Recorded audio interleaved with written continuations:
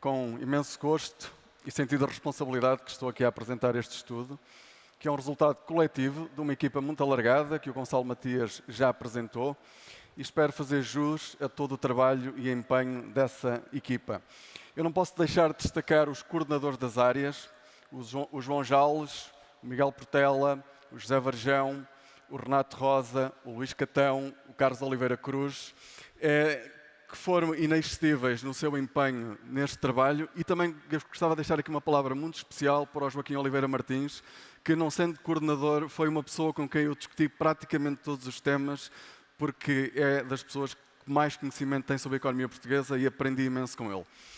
Por isso, obrigado, Joaquim. Este estudo, cuja motivação já foi apresentada pelo Gonçalo Matias, pretende identificar um conjunto de condições que são necessárias para que a economia portuguesa tenha capacidade de responder a dois grandes desafios que vão ter um impacto avassalador na nossa economia. O envelhecimento, cujo impacto é mais lento e se vai sentir lentamente ao longo das próximas décadas, e, por outro lado, as transições climáticas, cujo impacto é mais visível. Estes dois desafios vão alterar profundamente a estrutura da economia portuguesa, vão alterar a estrutura da procura de produtos e de serviços e vão alterar as condições de produção. E por isso nós precisamos de uma economia que tenha capacidade de adaptação neste processo de alteração estrutural, de forma a que emerja uma economia com maior capacidade de criação de valor. E isso só é possível com um novo paradigma, que não é o paradigma dominante em Portugal, mas que pode ser, do nosso ponto de vista, alimentado e pode ser, a sua emergência pode ser acelerada a partir de bons exemplos que nós já temos na economia portuguesa, mas que para já ainda têm uma dimensão muito reduzida. Um ponto prévio ao início da minha apresentação é que, quando nós falamos do Creative In, nós não estamos a dizer que vamos deixar de fazer coisas. Nós queremos continuar a fazer coisas, nós queremos fazer mais coisas, isto é, mais produtos. A industrialização vai ser mais importante, mas é uma produção, é uma indústria muito mais, com uma componente de serviços muito mais intensiva, serviços alimentados por conhecimento, por qualificações, por inovação e, por isso, com maior capacidade de criação de valor, que é a única forma que nós teremos, de facto, romper com este regime de baixo crescimento e de divergência que vivemos nas últimas décadas. Temos que começar por um contexto. O Ricardo Reis fez aqui uma excepcional apresentação, como é habitual, mas vamos dar aqui um pouco de contexto, porque de facto nós temos que partir daquilo que existe na nossa economia e na nossa sociedade. É daí que nós temos que partir e por isso temos que ter bem presente alguns dados. O primeiro é que a divergência é iniludível. Nós não podemos dizer que não houve divergência nas duas últimas décadas. Portugal cresceu pouco e, adicionalmente, afastou-se da média da União Europeia. O crescimento do PIB per capita não é uma corrida. Eu não acho que seja um problema estar em 21º lugar numa das zonas mais ricas do globo. O problema é se, com esse nível de crescimento, nós agravamos problemas que temos na nossa economia. E esse é o ponto. Isto é, nós estamos numa situação em que, sendo um país desenvolvido, com muitas dimensões de país desenvolvido, somos, de facto, do ponto de vista tecnológico, da complexidade dos nossos produtos, um país que está ali na fronteira entre o país de rendimento intermédio e o país desenvolvido. E nós precisamos de romper essa fronteira, ou seja, de passar definitivamente para a parte de cima, digamos assim, nos aproximarmos da fronteira, porque se não o fizermos, aquilo que vai acontecer é que este regime de crescimento, este modelo dominante baseado no Made in, parece de facto estar esgotado e o afastamento em relação aos outros países vai acentuar-se, e isto tem um problema gravíssimo. É que num país que não cresce, nós vamos ter menos oportunidades, vamos ter menos empregos bem remunerados e, por isso, o problema da emigração, num contexto em que o trabalho é cada vez mais móvel, vai agravar-se, em particular do trabalho qualificado. E isso coloca-nos num círculo vicioso, que é o círculo vicioso de termos pouco crescimento, porque temos pouco crescimento, temos poucas oportunidades, leva à saída do trabalho mais qualificado, e quando o trabalho mais qualificado sai, o potencial de crescimento do país diminui. E assim sucessivamente. E por isso é fundamental romper esse círculo vicioso em que nós estamos neste momento. Essa estagnação é visível nos dados da produtividade, que está, de facto, estagnada ou tem crescido muito pouco, o que reflete a incapacidade que nós temos tido enquanto país, de forma agregada, combinar os recursos de uma forma mais eficiente, com maior capacidade de criação de valor. Isto é, nós temos pessoas mais qualificadas, o país está incomparavelmente melhor do que era há 20 anos, mas a verdade é que a produtividade não aumentou muito e por isso é necessário romper com esta situação a que nós podemos chamar, o paper coordenado por João Jales usa essa expressão também, de estarmos presos na armadilha dos países de rendimento intermédio. Depois temos o fardo da dívida pública, que se agravou com a pandemia. Estávamos a fazer uma correção importante, agravou-se com a pandemia, e esta dívida vai ter que ser paga pelas gerações futuras e é um elemento dissuasor, mais uma vez, à fixação de talento. Porquê? Porque ou bem que temos crescimento, ou então temos que continuar a ter uma carga fiscal muito elevada para pagar esta dívida. E por isso, esta dívida, a forma de reduzir este fardo é com mais crescimento.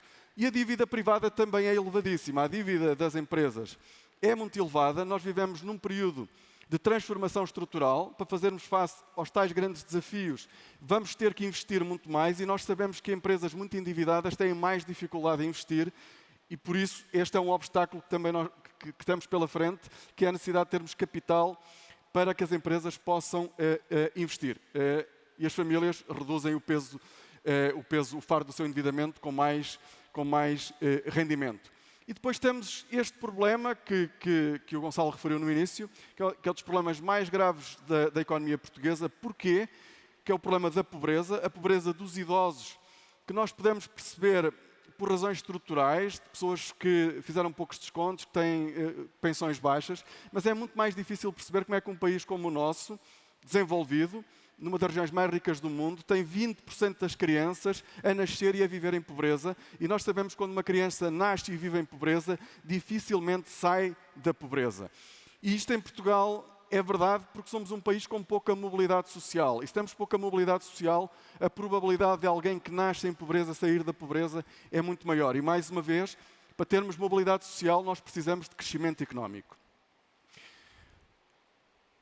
Depois temos o envelhecimento da população, o tal efeito avassalador na nossa economia é lento, e que uma das faces mais visíveis é a da redução da população ativa, que o Aging Report da Comissão Europeia prevê que diminua 20% até 2050 e que os índices de dependência aumentem. Isto é, uma população ativa mais pequena que vai ter que contribuir, gerar rendimento para proporcionar bem-estar aos idosos que já saíram do mercado de trabalho.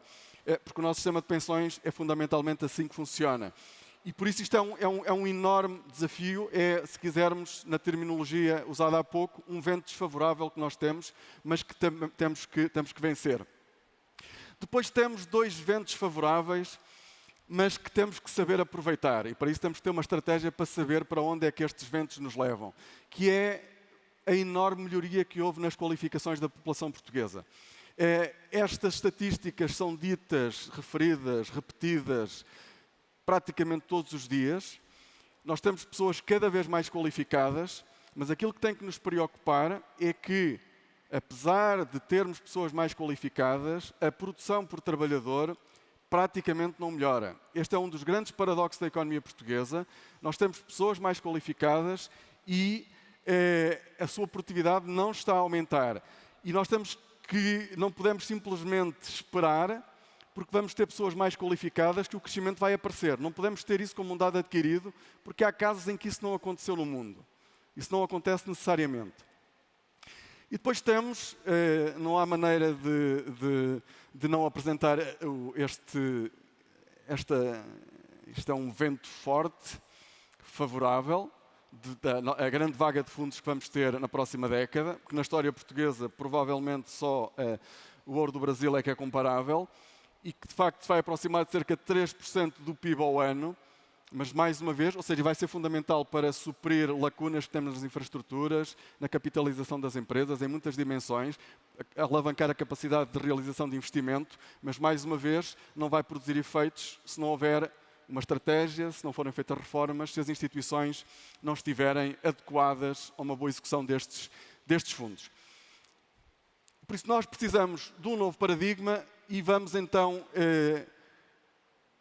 ao paradigma. Aquilo que é o paradigma. Como é que nós olhamos para o paradigma? Nós sabemos que temos que fazer esta transformação estrutural, fazer emergir o tal paradigma do Created In, e o que nós fizemos foi elencar 7 áreas, e todas estas áreas, cada uma destas áreas é um mundo, ou seja, qualquer uma delas pode dar origem a dezenas de estudos, centenas de estudos. O desafio que nós colocamos aqui às equipas dos investigadores foi que olhassem para cada uma daquelas áreas na perspectiva de acelerar a emergência do tal paradigma Created In. Isto é, o que é fundamental para que esse paradigma ganhe predominância na economia portuguesa e por isso que obstáculos é que existem, que medidas é que têm que ser tomadas para os eliminar e o que é que políticas é que podem ser tomadas para favorecer a sua aceleração. O que resulta não é um programa de ação, não é uma folha Excel com medidas, como o Plano Nacional de Reformas, com datas e com orçamento. Isso não está aqui. O que é que nós fizemos? Só para perceberem, porque isto não pretende, obviamente, ser exaustivo, é simplesmente ilustrativo daquilo que, nos casos, é evidente, ou seja, salta aos olhos quando nós olhamos para os dados e que é impossível ignorarmos, ou seja, percebemos ao ver aqueles dados que temos que resolver aquele problema e se calhar até percebemos que ele é fácil de resolver e depois temos outras condições, se calhar mais estruturais, que também são condições necessárias, mas que provavelmente demorarão muitos anos a ganhar forma, mas, mais uma vez, elas têm que ser definidas desde já e implementadas desde já para que, de facto, daqui a uma década, digamos, produzam resultados. Na apresentação, ou seja, o estudo tem um relatório que sintetiza isto tudo e depois tem os 7 policy papers independentes que podem consultar.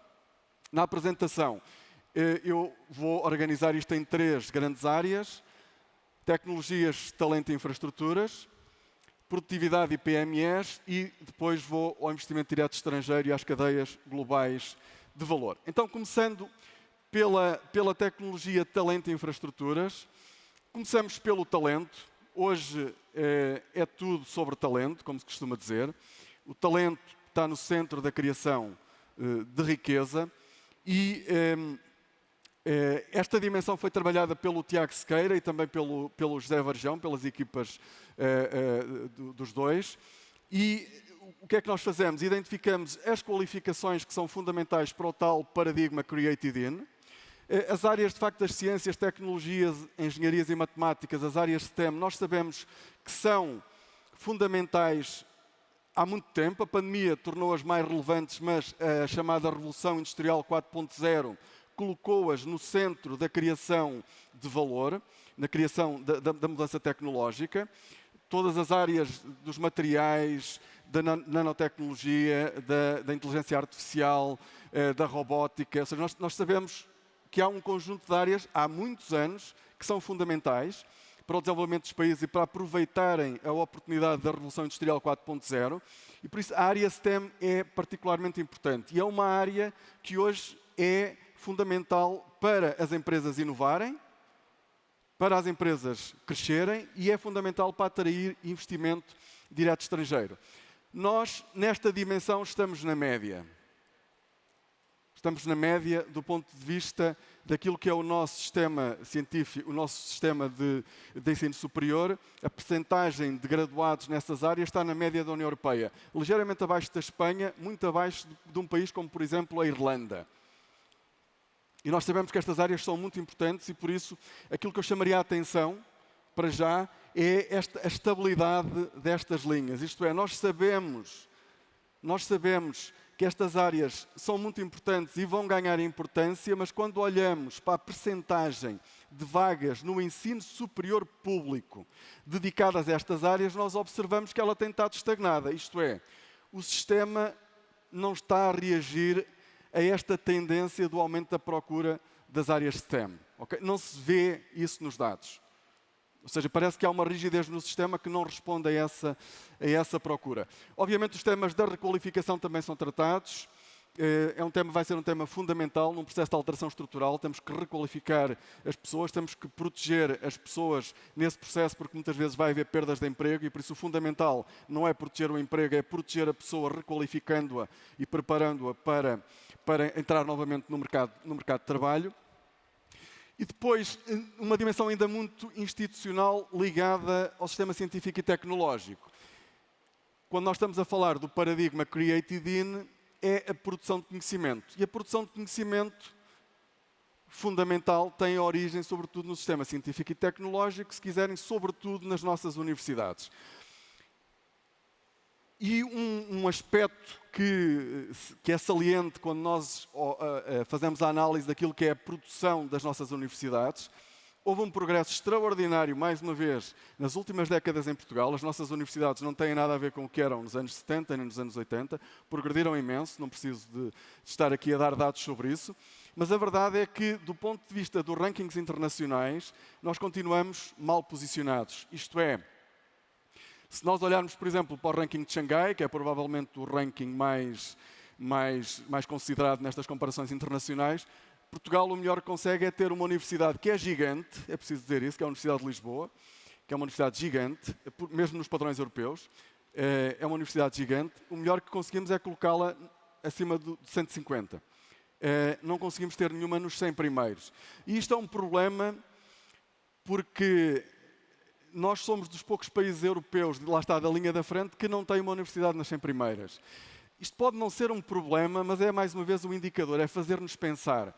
Nós, para estarmos na fronteira, para conseguirmos produzir com grande incorporação de conhecimento, nós temos que ter a montante de ciência de primeira água. E para termos ciência de primeira água, temos que ter universidades que estão na linha da frente.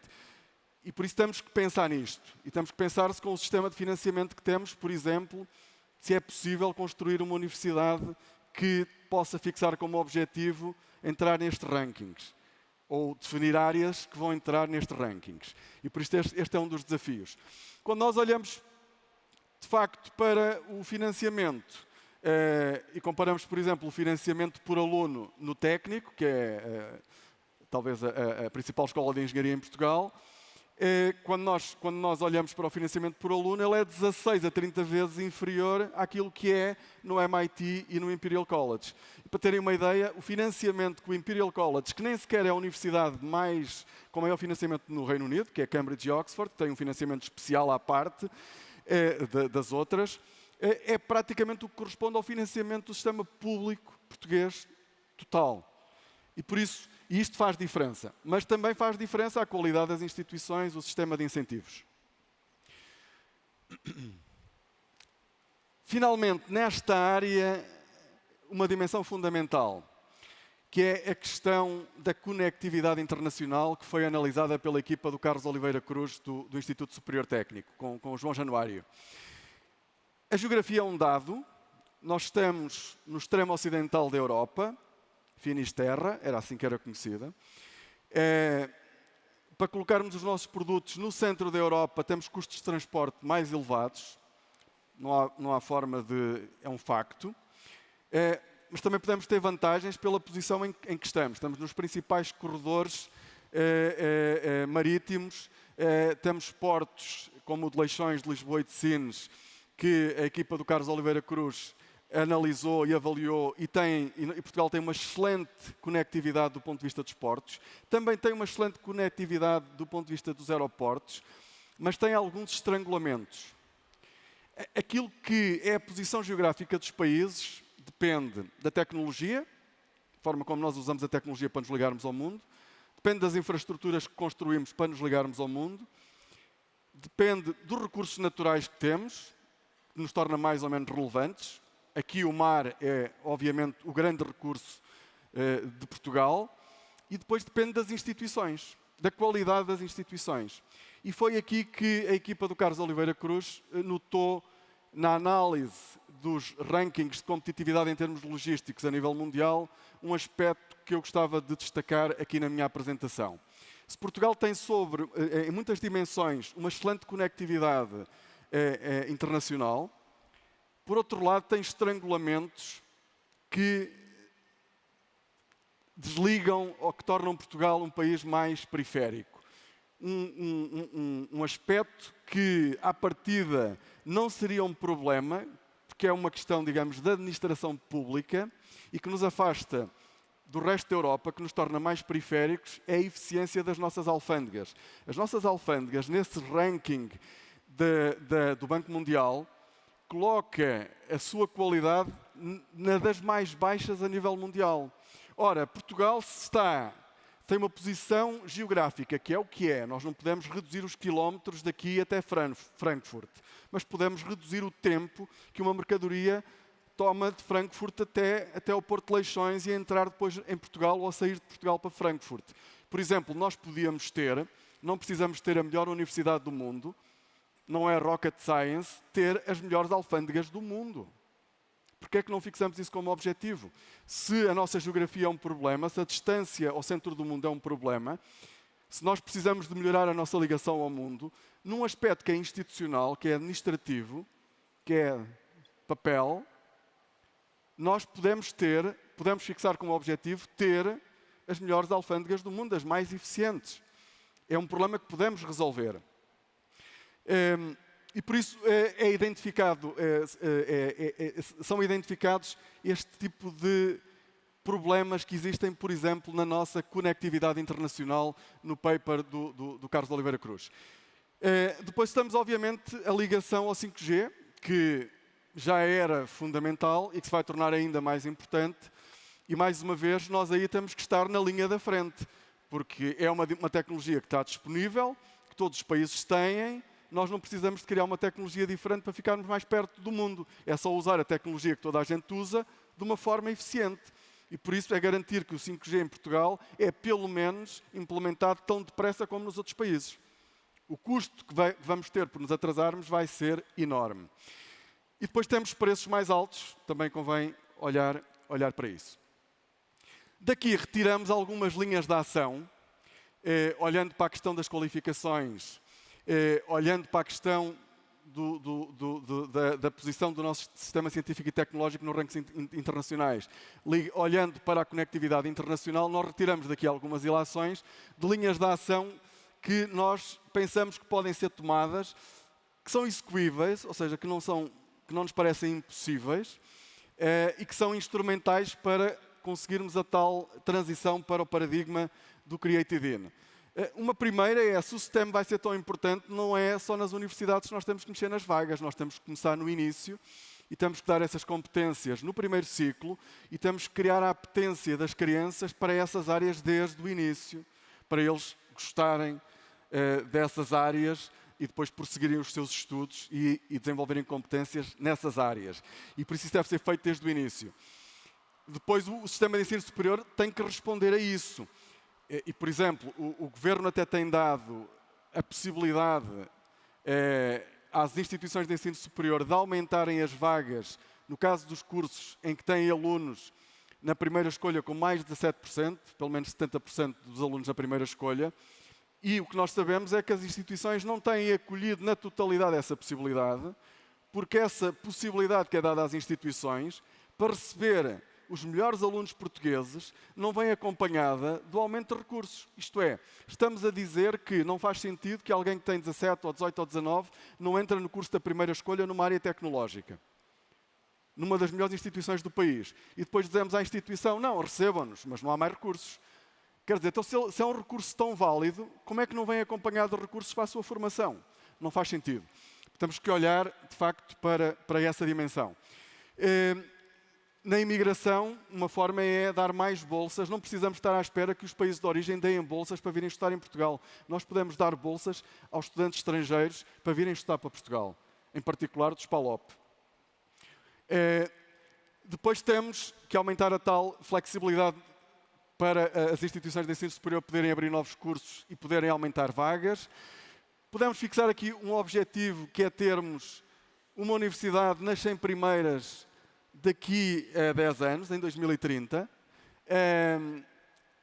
Daqui a 10 anos termos áreas que estão na linha, na corrida, para poderem vir a chegar a um Nobel. Mas é preciso ter uma estratégia para isso. E definir também rankings para áreas, objetivos, e obviamente isto não funciona com a lei do financiamento do ensino superior, que é basicamente igual para todos. Aliás, nem sequer é aplicada como existe. Não pode funcionar assim, tem que haver contratos-programas que distinguem instituições. Atenção, isto vai ser uma mensagem do estudo. Nós vamos ter que ter aqui, dar espaço àqueles que têm capacidade para fazer melhor, para fazerem melhor e para arrastarem o resto do país. Reforçar, obviamente, os orçamentos dos centros de investigação é fundamental. Por exemplo, colocar, se a nossa alfândega é das menos eficientes, vamos num prazo muito curto. 2025 eu acho que nós estamos a ser muito generosos. Não estamos a ser suficientemente exigentes para termos uma das melhores alfândegas do mundo. Acho que se calhar não faz sentido. Se calhar as alfândegas podiam funcionar 24/7, ou seja, se as exportações são tão importantes para Portugal, porque é que isso não é mesmo uma área prioritária e todas as mercadorias que estão para sair e para entrar não entram e saem quase na hora? Isso devia acontecer.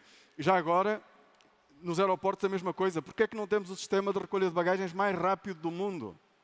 Porque é que não temos? Se as pessoas demoram mais tempo a chegar a Portugal, porque é que depois não ficam com a ideia que saem do avião e apanham logo a mala? Mais uma vez, isto não é rocket science. Deve ser possível resolver isto. Depois, a questão das linhas ferroviárias vão ser muito importantes. Em particular, as ligações na área mais populosa do país e onde está concentrado 80% da população, que vem desde, se quiserem, Braga até Setúbal, mas que o Carlos Oliveira Cruz faz a análise até Vigo, porque há uma zona de relação económica entre essas duas regiões, o norte de Portugal e a Galiza, e é preciso reduzir esse tempo drasticamente, mas é preciso também garantir boas ligações ferroviárias à Europa.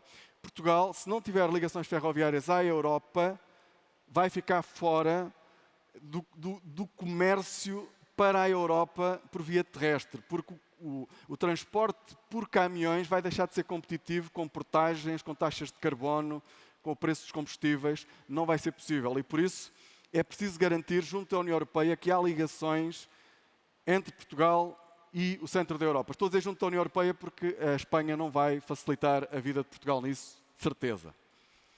De certeza.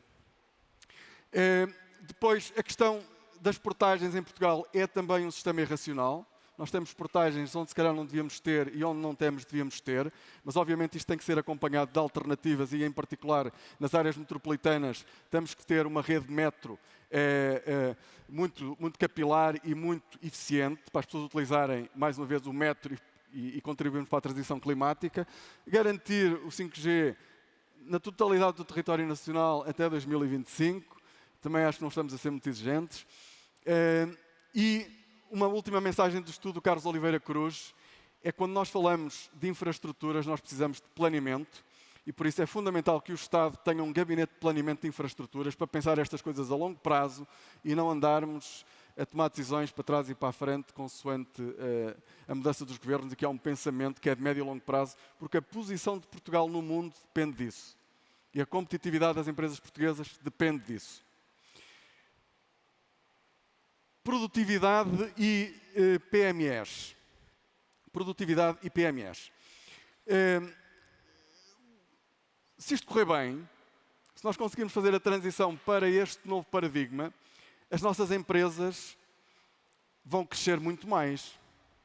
E vamos ter empresas novas, inovadoras, disruptivas a aparecerem. E por isso nós precisamos de perceber quais são as condições para que essas empresas apareçam e para que, aparecendo, cresçam. Este policy paper foi coordenado pelo Miguel Portela, em que eu também colaborei, e um estudante de doutoramento, o Hélder Costa, e nós partimos de uma ideia que é as empresas que vão mudar Portugal, que vão mudar a economia portuguesa, ainda não existem.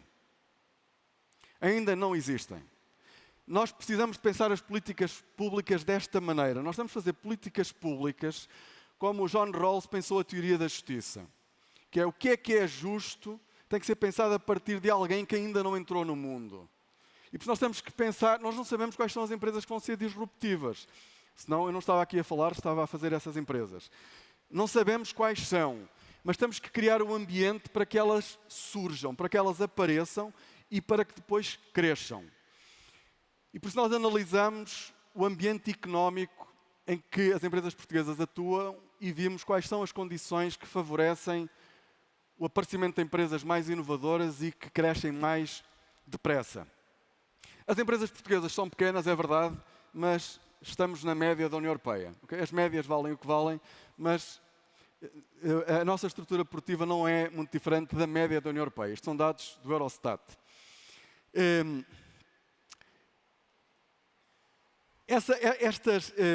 Qual é que é aqui a questão? É que quando nós temos um tecido económico que tem uma grande incidência de micro e pequenas empresas, nós sabemos que a maior parte delas são um modo de vida. São um modo de vida e servem para prestar serviços muito válidos às pessoas, à sociedade, mas a maior parte dessas empresas não tem o objetivo de ser inovadora, de trazer um plano de negócio diferente, nem de ser global. Não tem esse objetivo. E por isso nós temos, nas políticas públicas em particular, e por exemplo na atribuição de fundos europeus, distinguir muito bem o que é que são microempresas disruptivas e que querem crescer, das outras, das que são o tal modo de vida. É fundamental fazer essa distinção. E porquê? Porque as empresas grandes são de facto as mais produtivas. A produtividade, a capacidade exportadora, a capacidade de fazer ID, de fazer investigação e desenvolvimento e produzir engenharia própria dentro de uma empresa, depende da dimensão da empresa. E por isso nós precisamos de empresas que cresçam. Mas não podem ser sempre as mesmas. Porque se forem sempre as mesmas, nós sabemos que elas se acomodam. O Adam Smith percebeu isso desde logo. Acomodam-se, controlam o mercado e por isso nós precisamos de empresas novas que entram e as que já dominam o mercado só vão ser mais produtivas precisamente se tiverem novas empresas a entrar. É fundamental garantir isso. Mas depois cresçam, porque se não crescerem, não vão atingir o patamar da produtividade que Portugal precisa. Nem ter a escala para absorver conhecimento e para desenvolver ideia. Não vão ter. E para exportar, 65% das exportações são feitas pelas grandes empresas. E nós não vamos crescer sem exportações. Nós temos a população a diminuir, nós só vamos conseguir aumentar o PIB se aumentarmos as exportações. E por isso as exportações estão associadas também à capacidade das empresas crescerem.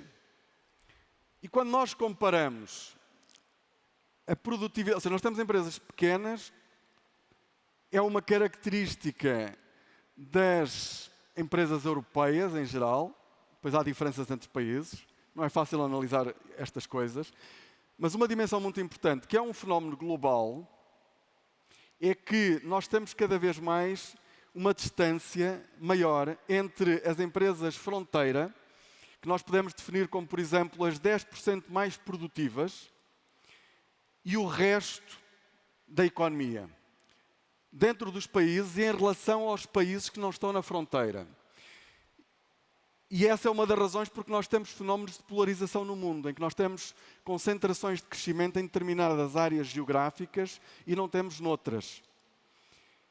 E por isso nós temos que ter empresas em Portugal, as nossas empresas fronteira, nós também temos um grupo que são as 10% mais produtivas, que se aproximam ou que não estão muito distantes das empresas fronteira europeias. Temos que conseguir isso. Porque se não conseguirmos isso quer dizer que o processo de inovação das empresas fronteira globais está muito longe do nosso. E quer dizer que nós ainda continuamos na tal armadilha do país de rendimento intermédio.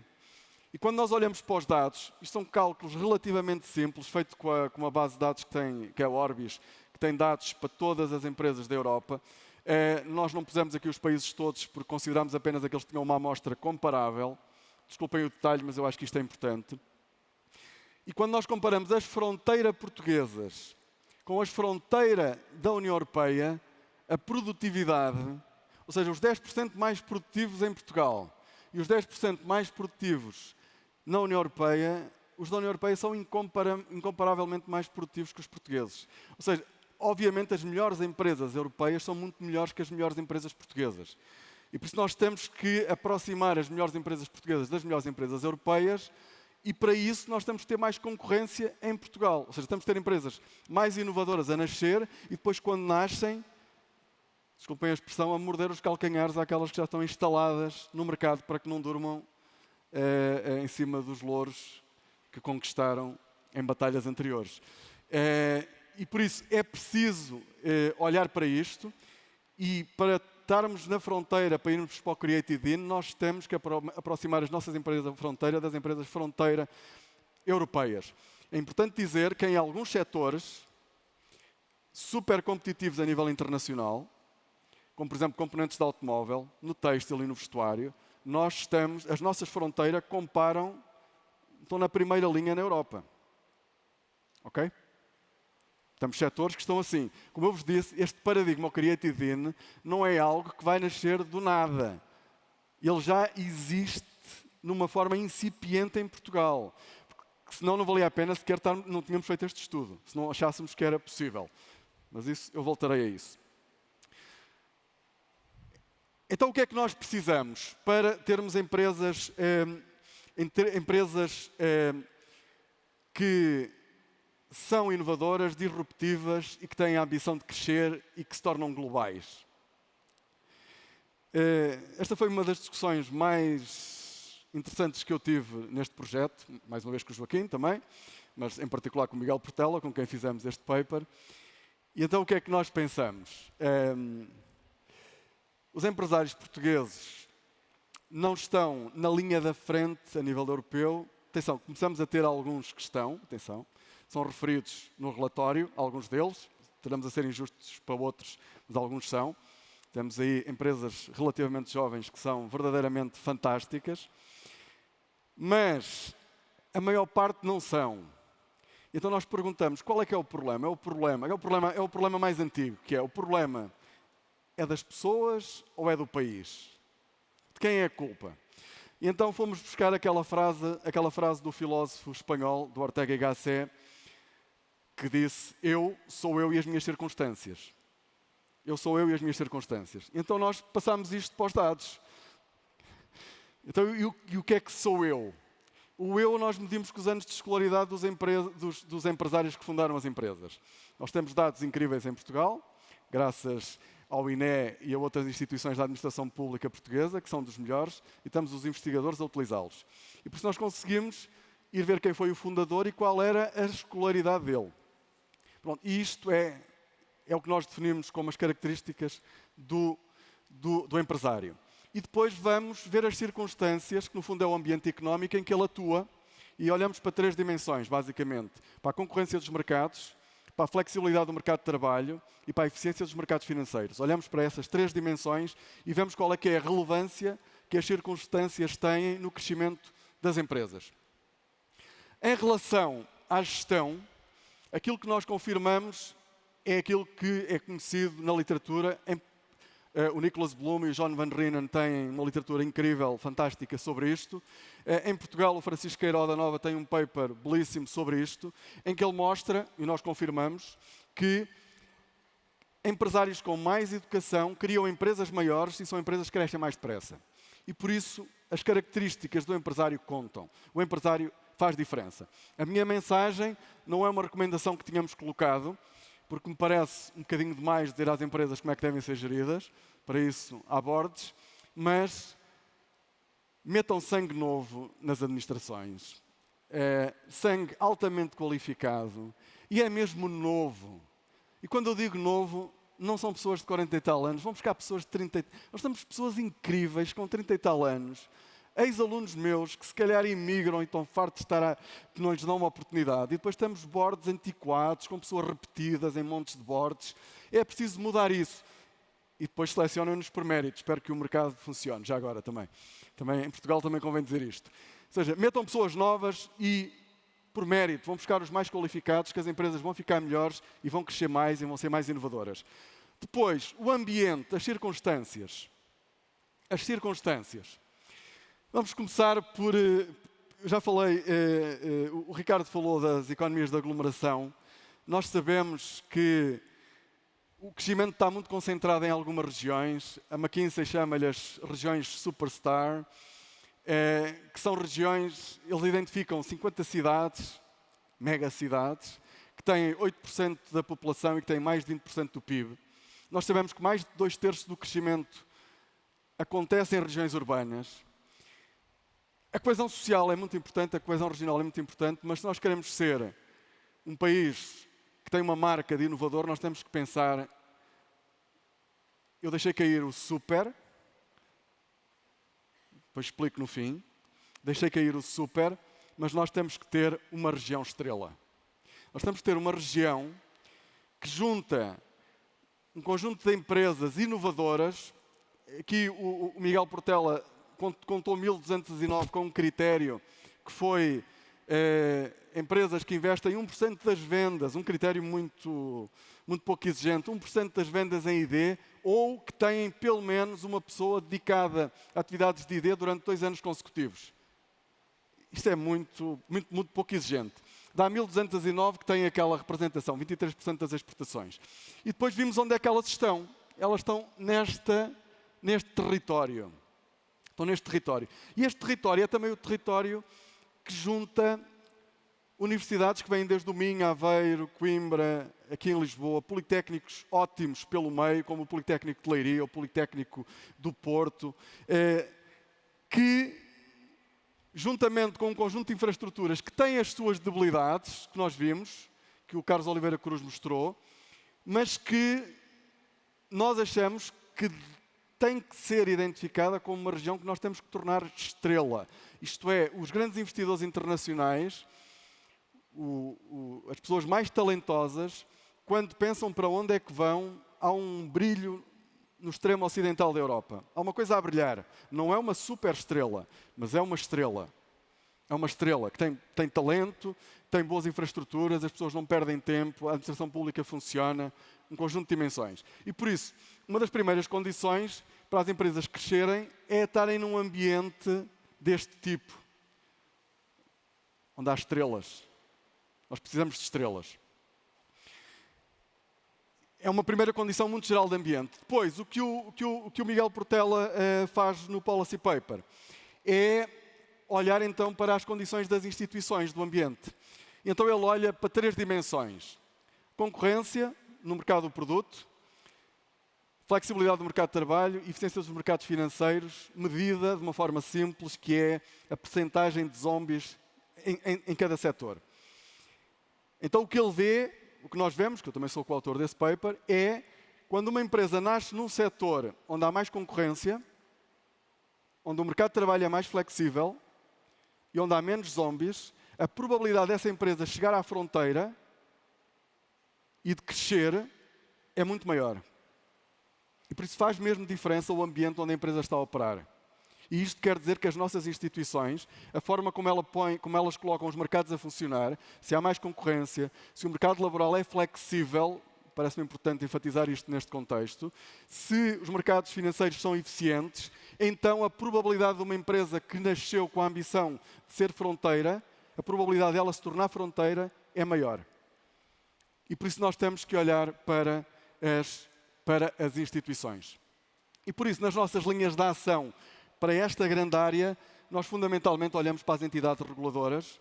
Mais uma vez, nós não dizemos como é que se altera a orgânica das autoridades reguladoras, mas parece-nos aconselhável olhar para o processo de nomeação das autoridades reguladoras, para as condições de financiamento e autonomia para a decisão e para uma dimensão que em Portugal ninguém fala. Em Portugal nós só falamos da nomeação dos reguladores.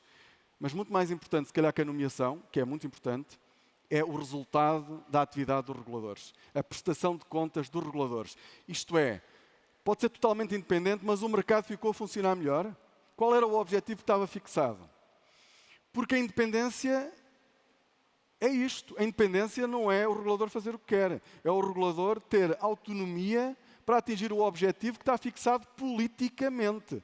Porque senão, então, estas pessoas estariam acima dos outros órgãos de soberania. Não estão. Eles estão mandatados para um objetivo. Mas em Portugal nós não falamos disso. Nós não sabemos se as nossas autoridades reguladoras estão a realizar um melhor serviço ou não. E por isso é preciso olhar para isto. O último ponto que para nós parece fundamental, que nos parece fundamental para fazermos esta transição de paradigma e que não podemos mesmo ignorar, é o papel das multinacionais e, obviamente, o papel que o investimento direto estrangeiro tem neste processo. As multinacionais representam mais de 50% do comércio internacional. Se Portugal, para crescer, com uma população a diminuir, muito endividado, precisa de mais exportações, nós temos que ter um bom entrosamento com as multinacionais. Porque as multinacionais são grandes redes logísticas internacionais que podem transportar os nossos produtos. Por isso não há forma das nossas exportações crescerem de uma forma robusta e sustentada que não seja também, não tem que ser só, mas também com uma ligação muito forte a empresas multinacionais. E nós sabemos que estas multinacionais estão em reorganização, por múltiplas razões, e nós temos que aproveitar esta reorganização para nos posicionarmos melhor. Ou seja, estamos no tal momento de viragem que o Ricardo Reis falava, e neste momento de viragem nós temos que nos posicionar muito bem, porque todos os outros países estão também a olhar para estas mudanças e estão eles também à procura de agarrarem as oportunidades que a reorganização das multinacionais vai trazer. E então aqui, o que é que nós destacamos? Nós destacamos uma forma diferente das multinacionais estarem nos últimos 15 anos. As multinacionais, nos últimos 15 anos, sofreram uma alteração muito importante. Durante muitas décadas, as multinacionais deslocalizaram atividades produtivas à procura, muitas vezes, do trabalho mais barato. Era isso que faziam. E criavam emprego e contribuíam para o desenvolvimento desses países. Mas hoje elas fazem mais do que isso. As tais formações STEM tornaram-se muito mais importantes e muitas vezes o que as multinacionais fazem e estão a fazer é deslocalizar centros de desenvolvimento e engenharia para países que não estão na fronteira. É importante dizer que Portugal apanhou essa vaga. Portugal, ao contrário do que aconteceu dos anos 90, que ficou fora de uma grande vaga da globalização, virámos-nos para dentro, neste caso, nós temos estado na linha da frente. Não são muitos exemplos, mas temos muitos exemplos. A engenharia portuguesa passou a ser muito respeitada no mundo. Na área de software, nós somos reputados como tendo dos melhores engenheiros a nível mundial. Há rankings que mostram isso. E por isso, ou seja, é uma estrelazinha que temos a brilhar em Portugal.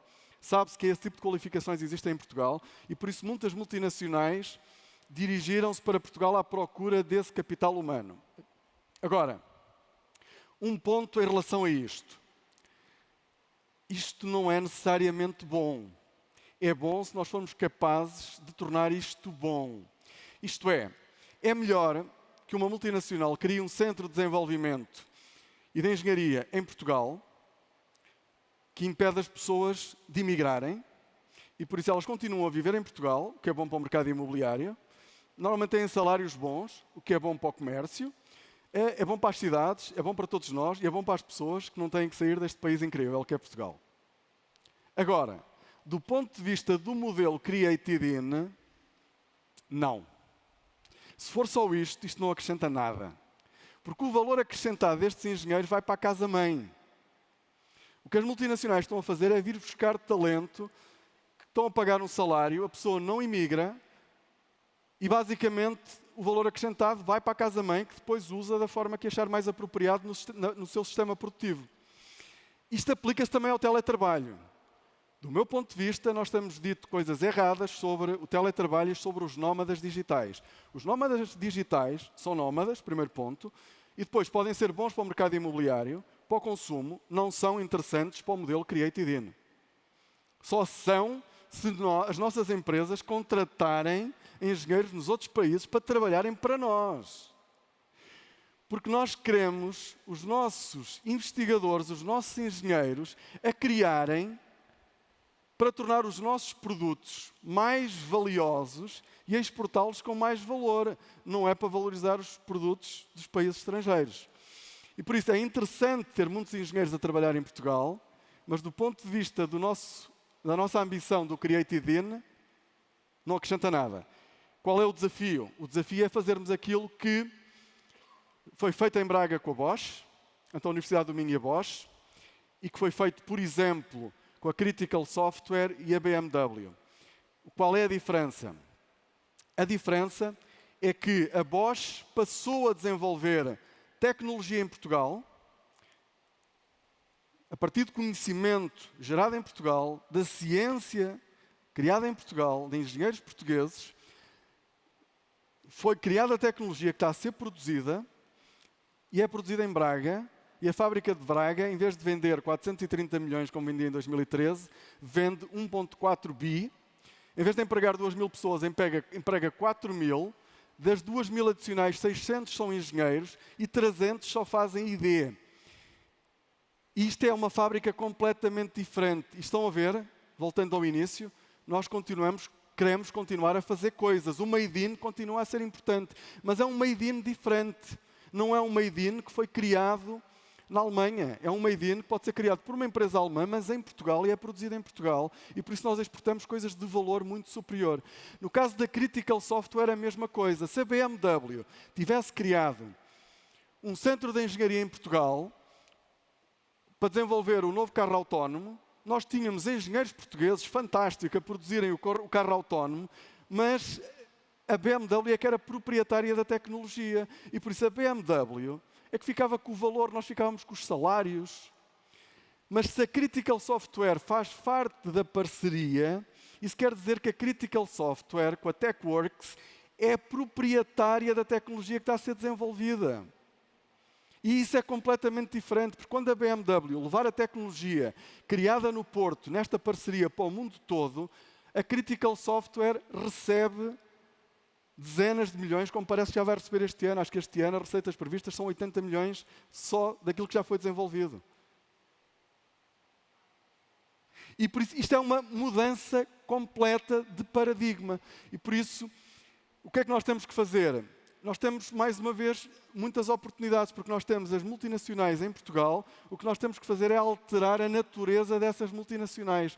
Isto é, o que aconteceu na Bosch, não foi a Bosch que disse que nós queremos fazer isto. Foi a Universidade do Minho, o professor António Cunha, que desafiou a Bosch para fazer este projeto.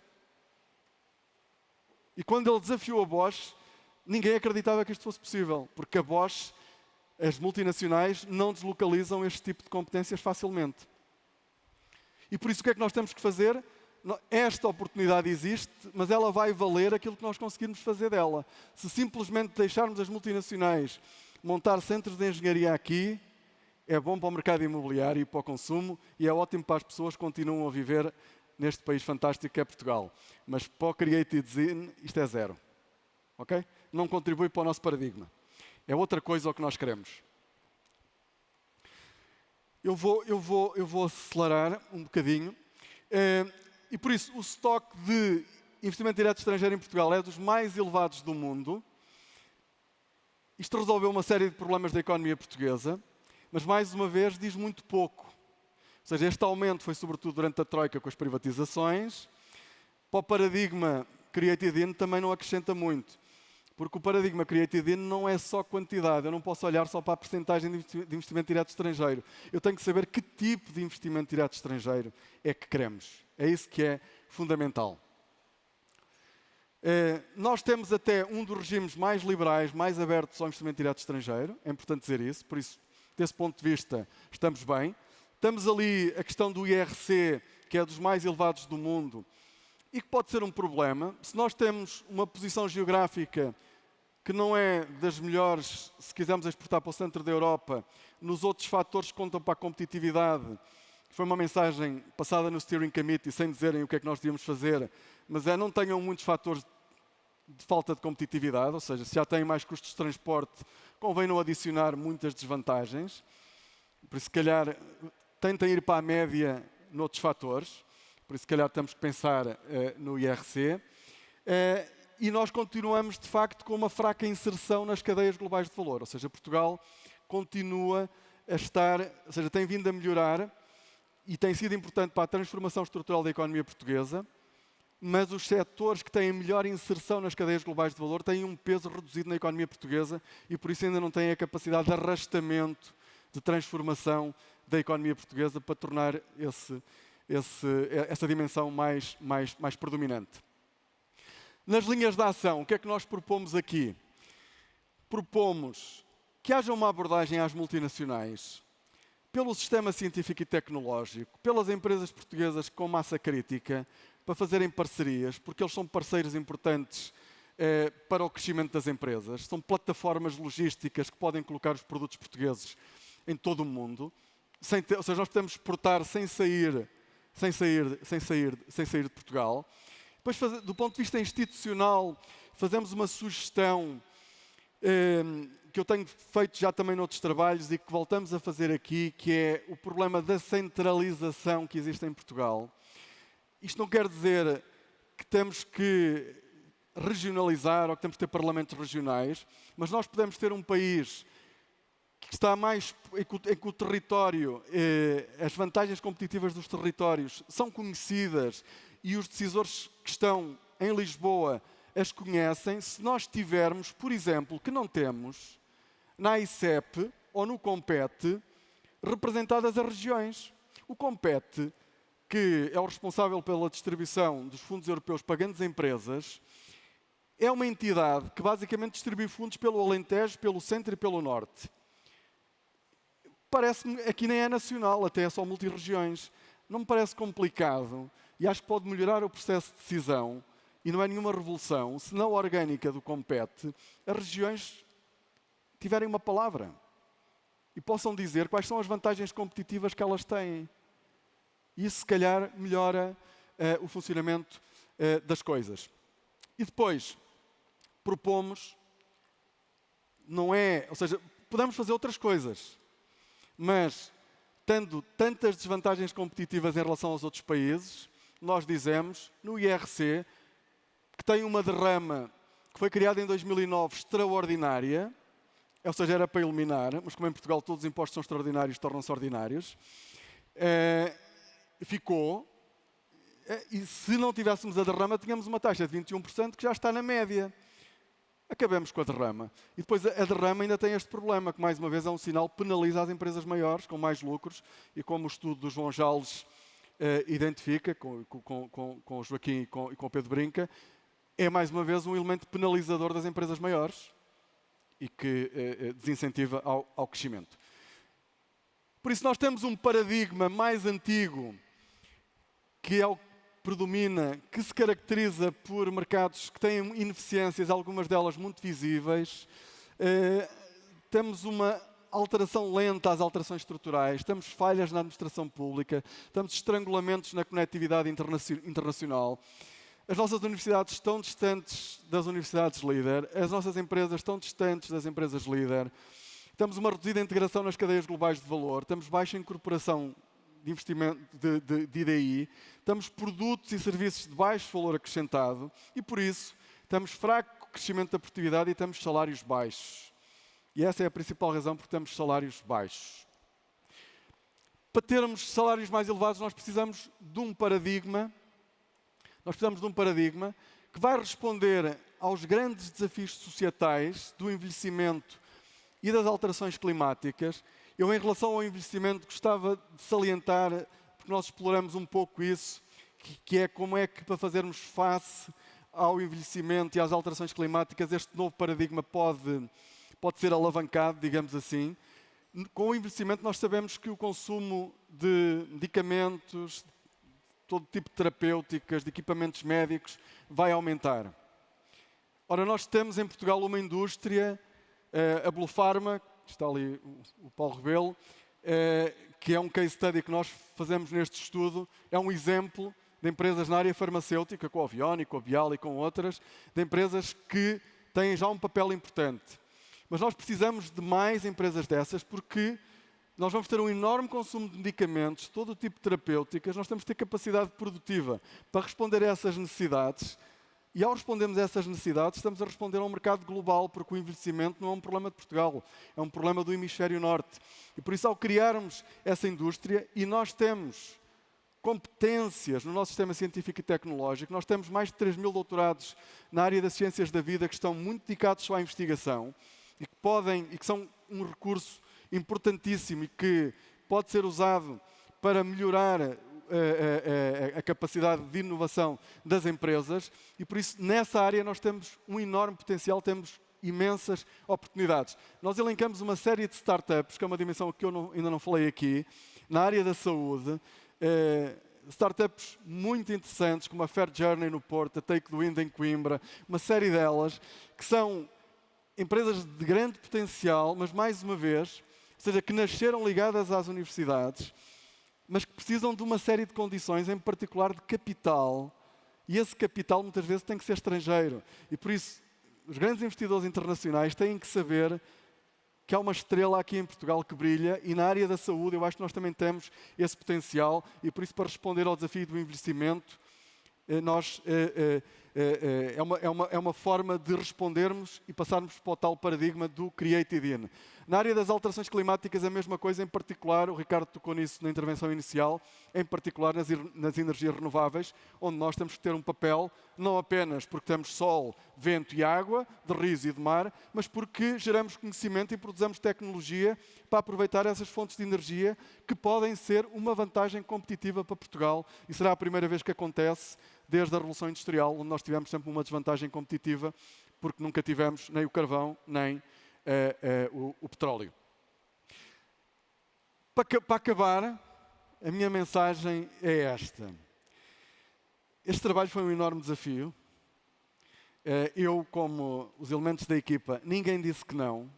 Vocês sabem que nestas coisas muitas vezes batemos à porta e as pessoas dizem: a minha agenda não permite. Ninguém disse não. Pessoas alteraram a sua agenda de investigação com custos pessoais. No prazo de um ano nós fizemos este trabalho. Foi um processo fantástico, que evoluiu, e aquilo que eu gostava de vos dizer, porque também gostava de vos perguntar, porque foi o início da nossa discussão entre a equipa. Eu expliquei o conceito, o que é que nós queríamos, e a primeira condição para as pessoas participarem neste trabalho é: vocês acreditam que isto é possível?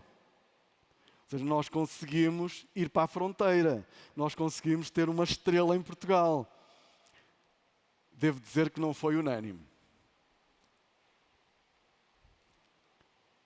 Houve muitas pessoas com muito conhecimento, ou seja, que com consciência, conhecendo a realidade, alguns foram mais drásticos. Isso não é para nós.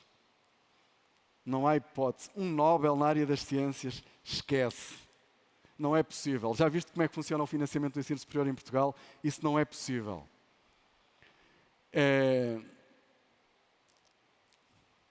Mas no final acreditamos todos. Nós acreditamos todos. O processo foi esse. Porquê? Porque nós fomos à procura dos estrangulamentos e vimos as alfândegas. Isto é fácil. Uma universidade nas 100 primeiras é complicado. Mas é possível. Nós temos cientistas fantásticos em Portugal. Temos uma diáspora fantástica no mundo com a qual podemos estabelecer relações. É possível.